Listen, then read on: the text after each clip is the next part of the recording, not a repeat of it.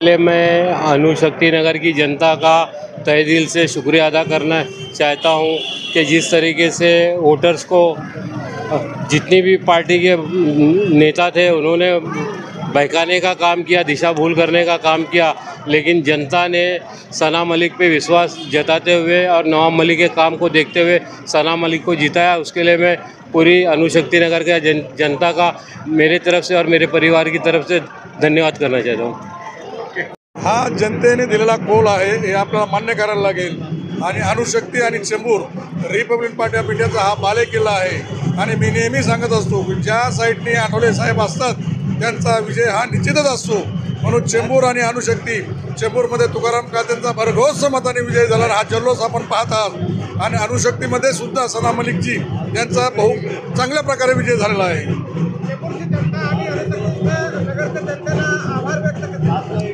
खरं तर हा विजय चेंबूर आणि अणुशक्ती जनतेने माननीय तुकारामजी काते साहेब यांचा विजय केलेला आहे। तिकडे अणुशक्तीमध्ये सना मलिक यांचा विजय केला, हा जनतेने दिलेला कौल आणि जनतेचा विजय म्हणता येईल।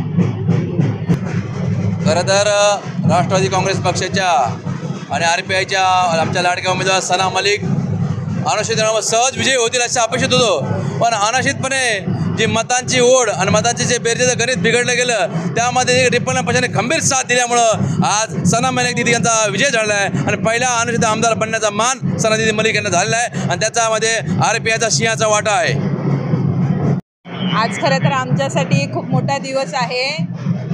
आमचे पक्षाचे वरिष्ठ अजितदादा पवार यांनी लाडकी बहीण योजनेतून महिलांसाठी जी सुवर्ण संधी उपलब्ध करून दिली होती त्या संधीचा लाभ घेत आमच्या सर्व भगिनींनी, आमची जी बहीण आहे अणुशक्ती नगरमधली आमची अधिकृत उमेदवार सनाताई मलिक यांना प्रचंड मतांनी विजयी करून दिलेला आहे। त्याचबरोबर जनतेच्या सेवेसाठी आम्ही आमचे जे उमेदवार आहेत ते रुजू केलेले आणि यापुढेही राष्ट्रवादी काँग्रेस पार्टी अशाच पद्धतीने चांगलं काम करत राहील आणि बहिणींसाठी आता काढलेल्या योजना होत्या, आता आम्ही याच्या पुढे जाऊन भावांसाठी आणि भरपूर काही लाडकी बहीण योजनेचा खूप फायदा झाला, कारण की याच सर्व लाडक्या बहिणी आमच्या पाठीशी उभ्या राहिल्या आणि त्याच्यामुळे आजचा आम्ही हा सुवर्ण दिवस साजरा करत आहोत।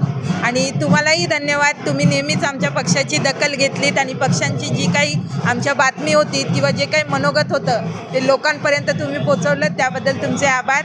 आणि पुन्हा एकदा आजचा जो विजय झालेला दिवस आहे त्याबद्दल जनतेचा आणि माझ्या सर्व बहिणींचा आणि भावांचा आम्हाला आभार मानायचा आहे। नमस्कार।